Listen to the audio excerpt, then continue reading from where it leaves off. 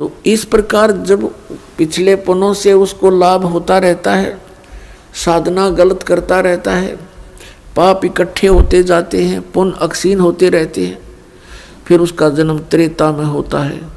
त्रेता में भी ऐसी सती थी लगभग रहती है।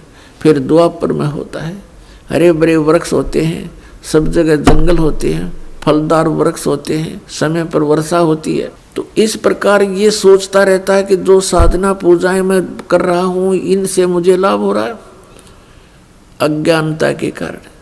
तो परमात्मा के ज्ञान को जो पहले वाले साधना से बिल्कुल हटकर होता है उसको ये प्राणी बिल्कुल स्वीकार नहीं करता। अब कलयुग के अंदर ये प्राणी बिल्कुल कर्महीन हो जाता है, पापों की गठड़ी बांध लेता है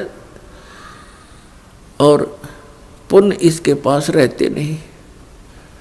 ये साधनाएं भी करता है और लाभ कति होता नहीं, या तो नास्तिक हो जाता है या फिर दुख को भोग कर ही अपना जीवन पूरा करता है। और उन अज्ञानी संतों ऋषियों ने, उन्होंने सतयुग के अंदर जो साधनाएं की, अब उनको वो मार्ग मिला नहीं, यह सतनाम उनको प्राप्त हुआ नहीं जो पाप नाश करता है। और जिस कारण से उन्होंने अज्ञान सिद्धांत बनाकर समाज में प्रवेश कर दिया कि कर्म तो भोगना ही पड़ता है, प्रारब्ध में लिखा हुआ तो भोगना ही पड़ता है, इसको कोई चेंज नहीं कर सकता, इसमें कोई परिवर्तन नहीं हो सकता। तो पुण्यात्माओं, हम परमात्मा की खोज इसलिए करते हैं, परमात्मा को इसलिए खोजते हैं कि हमारे जीवन में कोई कष्ट आवे तो वो टल जावे और हमारा कल्याण। कल्याण की तो बहुत बाद में समझ में आती है, पहले तो यही रहता है कि मेरे बच्चे सुखी रहें, मैं स्वस्थ रहूं, कोई ऐसी दुर्घटना मेरे जीवन में ना घटे जो मुझे पीड़ादायक हो। इसलिए हम परमात्मा की खोज में संतों के पास जाते हैं। और ये भी हमें मालूम है कि संतों के पास ही उसका समाधान होता है। और ये भी हम सुना करते कि परमात्मा ना जाने किस बेस में आ जा। तो वो परमात्मा कबीर साहब है, वो ना जाने क्या रूप बना करके और कब कहाँ प्रकट होता है और हमारे लिए भटकता रहता है, हमें समझाने की चेष्टा करता है कि तुम इस झूठे सुख को सुख कहे ये मान रहा मनमोद, ये सकल चबीना काल का कुछ मुख में कुछ गोद। तो पुण्यात्माओं, परमात्मा ने प्रोमिस कर रखा है और इसने भी प्रोमिस कर रखा है काल भगवान ने कि कलयुग में जब कितने जीव ले जाना, लेकिन इसमें ज्ञान आधार बनाना। तो पुण्यात्माओं, अब बुद्धिमान समाज हो गया है, इस ज्ञान से अब आप बालक नहीं रहोगे। परमात्मा के प्रयत्न को गहराई से सोचना, वो क्यों भटक रहे हमारे लिए सतलोक न छोड़ के, क्योंकि हम उनके बालक हैं, हम उसकी आत्मा हैं। और इनको काल इसलिए परेशान कर रहा आप जी को कि जितना मैं इनको सताऊंगा उतना ही वो दुख पावेगा। अपने आत्माओं, आप बालक हो, ये हमारे साथ क्यों प्रतिशोध ले रहा कि इसने वहां पहले तो तप करा, फिर तप करा, फिर तप करा, 3 बार, उससे इसने 21 ब्रह्मांड प्राप्त किए, फिर 5 तत्व 3 गुण परमात्मा ने इसको दे दिए कि ले जाओ खेल खिलौनों से। फिर हम इस पर आसक्त हो गए, हम परमात्मा को भूल गए, अपने भगवान से मन हटा लिया। जो हमें सब सुविधा सब सुख देवा था उससे मन हटा करके एक हीरो की तरह हम इसको चाहने लग गए, जिस कारण से हम भगवान के दिल से उतर गए।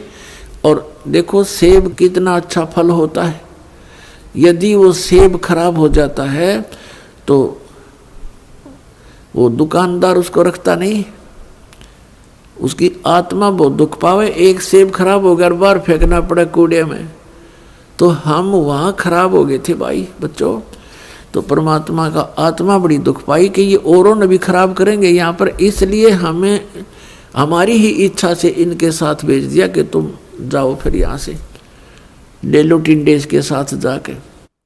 अब इसने फिर अलग ब्रह्मांड के अंदर परमात्मा ने व्यवस्था की, एक जिस आत्मा ने सबसे पहले स्वीकृति दी थी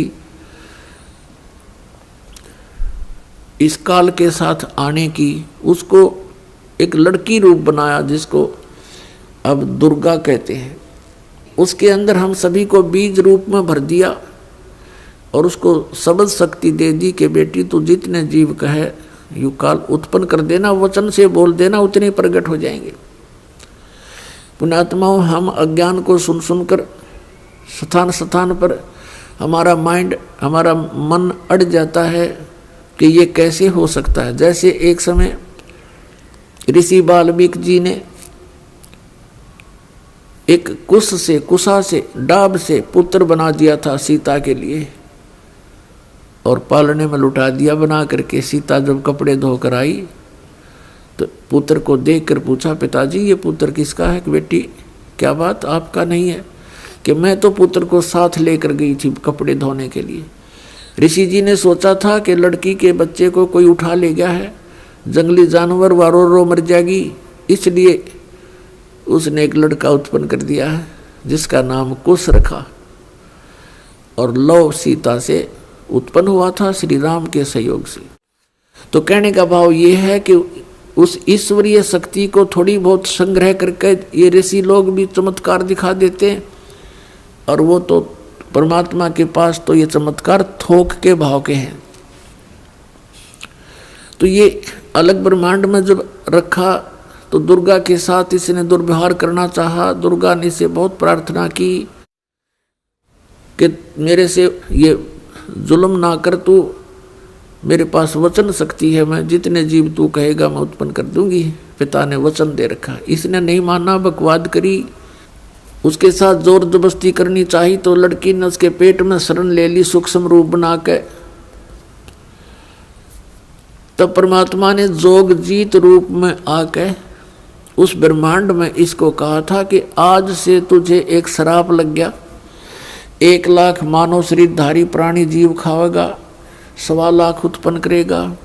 और लड़की को उसके पेट से निकाल दिया, पेट चीर के हाथ से वचन से ऐसे नाखून मार दिया पेट पर और वचन से वो बाहर आ गई। फिर एज इट इज वचन से अपने आप जख्म भर गया। तो परमात्मा की शक्ति पुण्यात्माओं पर बल है। हम आध्यात्मिक मार्ग से कोसों दूर हो गए, इसलिए हमने इन परमात्मा की लीलाओं पर अविश्वास शीघ्र हो जाता है। लेकिन अब अविश्वास ना करके विश्वास पूर्ण करो। तो वहाँ क्या कहा, तब इसको आदेश सुना दिया कि तू निकल जा अपने 21 ब्रह्मांड लेकर यहाँ से। आदेश सुन ले पिताजी का और निकल जाए यहाँ से 21 ब्रह्मांड समेत। इसने फिर बहुत हाथ जोड़े, पैर पकड़े, मेरे से गलती होगी, मुझे रख लो यहीं पर, मुझे दूर ना भेजो। लेकिन परमात्मा ने इसकी एक नहीं सुनी और इसको वहाँ से यहाँ फेंक दिया 16 शंख कोश की दूरी पर। नील पद्म शंख 16 शंख कोश, 1 कोश लगभग 3 किलोमीटर के आसपास होता है। इतनी दूरी पर आ गया ये सतलोक से इसका पूरा विमान 21 ब्रह्मांड का। तो इसने उसके बाद से परमात्मा से प्रतिशोध लेने के उद्देश्य से हमें या इतने दुख देता है कि एक पल भी चैन से ना टिक सके, सांस ना ले सके। अब देखते हो पुण्यात्माओं, पशु पक्षी ये कितने कष्ट उठाते हैं। आप देखते हो मनुष्य जीवन में कोई सुखी है? इस झूठे सुख को सुख मान बैठे हैं हम, और परमात्मा हमें याद दिलाते हैं आकर के कि तुम काल के जाल में हो। आप जी को इसने मिसगाइड करके इतना ही सीमित कर दिया आपकी बुद्धि को, संतानों उत्पत्ति, कोठी कार लेना, सारा जीवन ये सोच करके बुढ़ापे में सुखी होऊंगा मैं, बुढ़ापे में मेरा जीवन ठीक कट जाएगा, बढ़िया कोठी बना दूं, बच्चों को सुखी कर दूं, गनाए धन बना दूं। अपने आत्मा बुढ़ापे तक, पहली तो ये बात है कि बुढ़ापे तक आप रहोगे कि ना रहोगे, वृद्धावस्था तक। और वृद्ध अवस्था होने के बाद फिर सुख कहाँ से? वृद्ध अवस्था में सपने में भी सुख नहीं है। तो हमारी सारी ही सोच इस टाइप की थी जो हमें केवल दुख दे सकती है, सुख नहीं। बुढ़ापे में कभी तो जाड़ पड़वानी, कभी आंख बनवानी, और कभी कोई बच्चा कुछ बोल रहा है, कोई पुत्र वधू कुछ कह रही है, कहीं पौत्र को कोई गड़बड़ होगी, कहीं पौत्री का गड़बड़ होगी, कोई देवता मर गया, कोई देवती मर गई। तो ये सब कष्ट उस व्यक्ति को होते हैं जो वृद्ध अवस्था प्राप्त कर चुका है। और सोचा नहीं होता बुढ़ापे में सुखी हो जाऊंगा, इब तो धंधा करके बच्चा ने पाल पोष दूं। तो पुण्यात्मा बुढ़ापे में तो जिए जानेगा जिसा सुख होगा तुम्हें। तो इसलिए परमात्मा हमें याद दिलाते हैं कि जिस प्रोसेस में आप अपना सारा जीवन न्यौछावर किए बैठे हो, ये आपकी महाभूल है। इसके साथ साथ और भी कार्य आपका एक अनिवार्य है, वेरी इंपॉर्टेंट है, उसको तो आपने शुरू ही नहीं किया। अब जैसे हम देखा करते थे, बुजुर्ग आपस में बैठ कर बतलाया करते थे, क्या कहते थे, और भाई कुशल हो? तो वो कहता था मौज हो रही है, कत्ती ठाठ हो गए, 2 बेटे थे 2 बेटी, सबका विवाह कर दिया, पुत्र पर भी पुत्र हो गया, पुत्रियों पर भी पुत्र हो गए, और बस मेरा तो जीवन सफल हो गया। अब बेशक उठा ले भगवान मने, मुझे बेशक उठा ले परमात्मा, मेरा काम पूरा हो गया। अब इस तत्व ज्ञान की रोशनी में पता चला कि खाक पूरा हो गया तेरा समय, जीवन कहाँ से सफल हुआ? जीवन तो बर्बाद हो गया आपका। और जो कुछ भी आपको प्राप्त हुआ ये तो पूर्व प्रारब्ध में आपका लिखा हुआ था, आपका किया हुआ नहीं, आपका चाहा हुआ नहीं। जैसे संतान होते ही एक ऐसी हमारी मन में काल ने ऐसी प्रेरणा कर रखी है कि हे भगवान बच्चा हो और पुत्र हो, पहला पुत्र हो फिर पुत्री बेशक हो जा। ऐसी टेंडेंसी श्लोक वेद से हमारी बनी हुई है जो बिल्कुल व्यर्थ है। अब विवाह हुआ, प्रथम लड़की होगी, फिर सोचा ये भगवान दूसरा तो पुत्र होना चाहिए, दूसरी भी कन्या होगी, फिर कहा हे भगवान तीसरा तो पुत्र हो, तीसरी भी कन्या होगी, चौथी आशा पुत्र की थी, चौथी भी कन्या, पांचवी भी कन्या होगी। तो क्या आपका किया हुआ या आपका चाहा हुआ? नहीं, जो आपकी किस्मत में था वही आपको मिला। तो आप कहते हो कि मेरा जीवन सफल हो गया, ये तो आपका होना ही था। आपने जो इस जीवन में एक इम्पोर्टेंट कार्य और करना था, अनिवार्य कार्य करना था, वो तो तुमने स्टार्ट भी ना किया। इसकी याद दिलाने के लिए परमात्मा सतलोक से आते हैं। यहाँ के भगवान और यहाँ के ये संत हमें केवल इस माया में ही डबोते हैं, इसी में डालते हैं, हमारे को बाहर निकाल नहीं सकते क्योंकि इनकी पावर नहीं। वो तो स्वयं आते हैं या अपने ही संत बना करके यहाँ भेजते हैं, अपनी भक्ति शक्ति से चार्ज करके भेज देते हैं, और फिर वो संत ये काम किया करते हैं। नहीं, आम संत की कोई औकात नहीं जो काल के सामने इस प्रकार का कोई कदम उठा ले। अब क्या बताते हैं परमात्मा, हम सुल्तानी नानक तारे दादू को उपदेश दिया, जात जुलाहा भेद न पाया वो काशी माहे कबीर हुआ। गोता मारूं स्वर्ग में जा बैठूं पाताले, गरीबदास ढूंढता फिरूं अपने हीरे मोती लाले। परमात्मा कबीर साहब कहते हैं कि गोता मारूं स्वर्ग में और जा बैठूं पाताल, कह कबीर ढूंढता फिरूं अपने हीरे मोती लाल। अब जैसे आपको कल सत्संग के अंदर दिखाया था, रूबरू करा था उन पवित्र सदग्रंथ वेदों से। उसमें क्या लिखा कि परमात्मा ऊपर ध्युलोक यानी तेजो में शरीर में और तेजो में लोक में राजा के समान विराजमान है, और वहां से गति करके नीचे आता है और बहुत अत्यंत गतिशील पदार्थ के समान, जैसे आकाशीय बिजली गिरती है नीचे बहुत स्पीड से, ऐसे परमात्मा सतलोक से गमन करके चल के यहाँ आते। तो वो परमात्मा अच्छी आत्माओं को मिलते हैं, उनको उपदेश करते हैं, तत्व ज्ञान से परिचित कराते हैं, अपने से परिचित कराते हैं।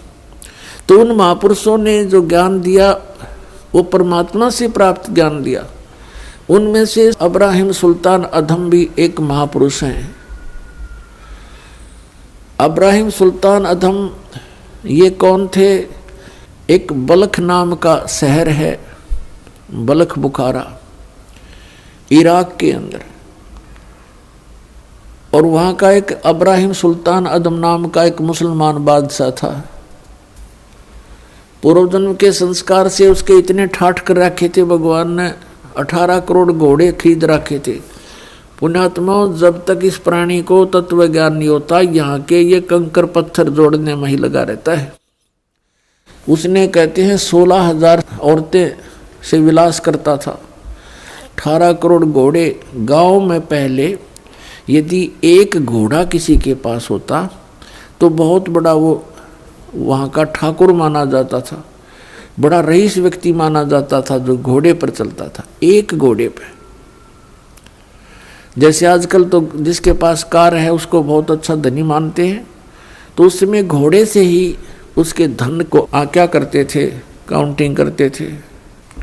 तो इस प्रकार 18 करोड़ घोड़े उसके पास, और ऊंट 8 तक गिनती नहीं, बहुत गिने थे। कहने का भाव यह है कि सर्वसंपन्न राजा था, लेकिन पिछले संस्कार भी साथ होते हैं। अब वो चाहे कितने ही सुख को प्राप्त है, लेकिन परमात्मा की चाह आत्मा को फिर भी बनी होती है। एक दिन वो सो रहा था ऊपर अपने महल की छत पर, गर्मियों के दिन। परमात्मा कहते हैं सो चल सीधर मैं करूं अपने जन के काज। तो वहां कहीं पड़ोस में थोड़ी सी दूरी पर एक सत्संग हो रहा था। आप आरती, आप साजे, आप किंगर, आप बाजे, आप ताल झां जनकारा, आप नच आप देखना रहा।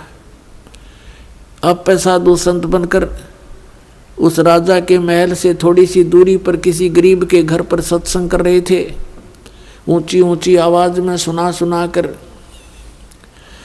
और बात तेरे काम न आवे, संतों शरण लाग रे, के सोवे गफलत में बंदे, जाग जाग नर जाग रे, जाग जाग नर जाग रे। और बात तेरे काम न आवे, संतों शरण लाग रे, के सोवे गफलत में बंदे, जाग जाग नर जाग रे, जाग जाग नर जाग रे। तन सरायम जीव मुसाफिर, करता रहे दिमाग रे, तन सरायम जीव मुसाफिर, करता रहे दिमाग रे। रात बसेरा कर ले डेरा, चले सवेरा त्याग रे, चले सवेरा त्याग रे। और बात तेरे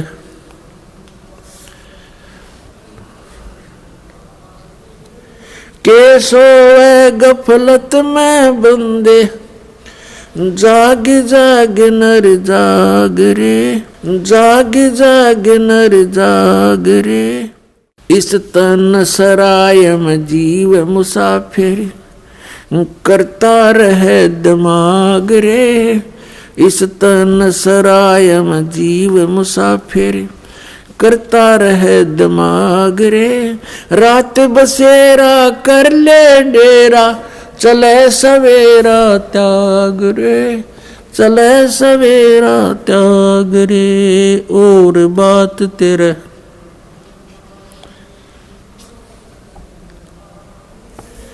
के सोए गफलत में बंदे जाग जाग नर जाग रे। उमदा चोला बण्या अमोला लगे दाग पे दाग रे। उमदा चोला बण्या अमोला लगे दाग पे दाग रे। 2 दिन की गुजरान जगत में क्यों जले बिरानी आग रे, जले बिरानी आग रे। अर सुमर सो हंस कवावे ये कामी क्रोधी काग रे। अर सुमर सो हंस कवावे कामी क्रोधी काग रे। बोरा न भर में विष के बन में चल बेगमपुर बाग रे, चल बेगमपुर बाग रे। और बात तेरे काम न आवे संतों शरण लाग रे। के सोवे गफलत में बंदे भाई शब्द सैन सतगुरु की पिछाणी पाया अटल सुहाग रे। शब्द सैन सतगुरु की पिछाणी पाया अटल सुहाग रे। नितानंद महबूब गुमानी परगट्य पूर्ण बाग रे, परगट्य पूर्ण बाग रे। और बात तेरे काम न आवे संतों शरण लाग रे। के सोवे गफलत में बंदे जाग जाग नर जाग रे, जाग जाग नर जाग रे। पुण्यात्मा कबीर परमेश्वर जी अपनी प्यारी आत्मा को काल के जाल से निकालने के लिए कितना संघर्ष करते हैं। उसके लिए परमात्मा ने ज्ञान को ही आधार बनाया है। इब्राहिम सुल्तान अधम बहुत ही अच्छी आत्मा का व्यक्ति था। परमात्मा की खोज में, अल्लाह की चाह में साधु संतों से बहुत प्यार करता था। उसको जहाँ भी कोई संत मिल जाता या किसी संत की महात्मा की वो चर्चा सुनता, या तो उसको अपने पास बुला लेता था या स्वयं दर्शनार्थ चला जाता था। अपने आत्माओं काल ने तो ऐसा कर रखा हमारे साथ, ये नकली संत, नकली पंथ और डुप्लीकेट ज्ञान सुना के कि इनको नास्तिक बना दूं। एक संत के ऊपर वो बहुत विश्वास किया करता था और वो इब्राहिम सुल्तान उस फकीर के पास बहुत ज़्यादा उसके पास जाता था या उसको अपने पास बुलाता था, खूब दक्षिणा दिया करता था और वो 1 नंबर का पाखंडी था। एक बार राजा ने, क्योंकि वो बहुत धनी व्यक्ति था, बहुत धनी राजा था, वो जूते जो होते हैं जूती पे पहना करते, पहले आप जूते कहने लग गए उन्हें। उन जूते होते थे, जो जूती थी, एक जूती की कीमत 1.25 लाख रुपए थी। उस समय का तो 1.25 करोड़ हो गए एक जूती की कीमत। उस जूतों के ऊपर हीरे, पन्ने, जवाहरात, मोती सब जगह उसमें गठे होते थे। एक उस राजा ने एक अंगूठी बनवाई जो बहुत कीमती थी, सोने की, उसके अंदर हीरे, मोती और ये इस तरह के कुछ नग लगवा रखे थे, बहुत ऊंची, अच्छी, चौड़ी। अब उस संत की वो बहुत आदर करता था, विश्वास किया करता था एक फकीर पर। वो डुप्लीकेट ठग था।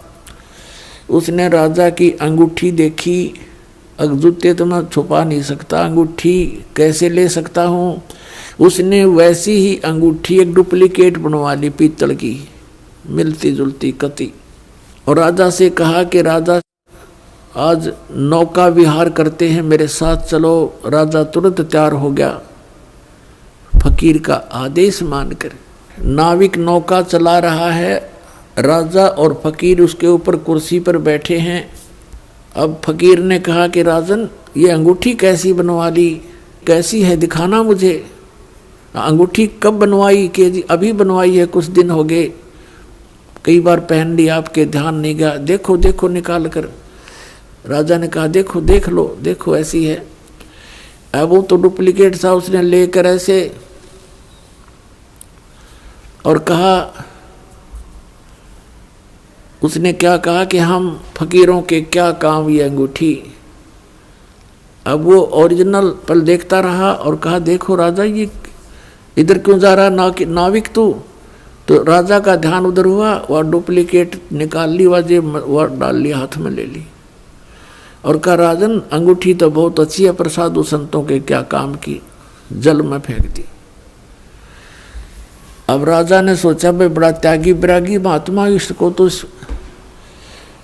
संसारिक धन से भी कोई लगाव नहीं है, और ज्यादा आस्था होगी इसमें।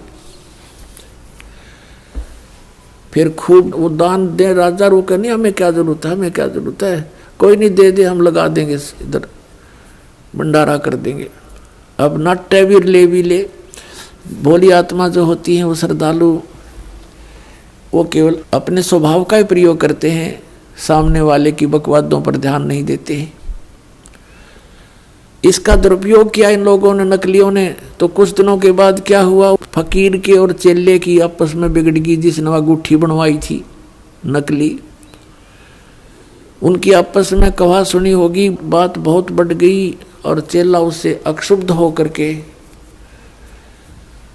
उसने मंत्री से संपर्क किया, राजा के मंत्री से, कि ऐसे ऐसे इसने राजा के साथ धोखा किया है, ये धोखेबाज ठग व्यक्ति है। वो अंगूठी जो इसने जल में फेंकी थी वो डुप्लीकेट थी, मैंने इसको बनवा कर दी थी, इसने मेरे से बनवाई थी। ये बात फकीर ने राजा के सामने डरते डरते कही कि कहीं राजा नाराज ना हो जा के साधु संतों के बारे में ऐसे नहीं बोलना चाहिए। राजा इतना विश्वास करता था कि पूछा, वजीर तेरे को किसने बताया है? वो चेला बुलाया कि इस चेले ने बताई है। उस चेले से कहा कि फकीर के बारे में ऐसी बातें करना बच्चा पाप लगता है। उसने कहा जी मैं कसम खाकर कहता हूँ ये निकम्मा आदमी है, ये भक्त नहीं है, संत नहीं है। राजा बड़ा विश्वासी था, उसने कहा कि देख ले भाई चेला राम, जया बात झूठी पागी तो तेरी गर्दन काट दूंगा। नो बोला जी बेस से काट दियो। राजा ने देखा कि बड़ा कॉन्फिडेंस से बात कर रहा है कि वो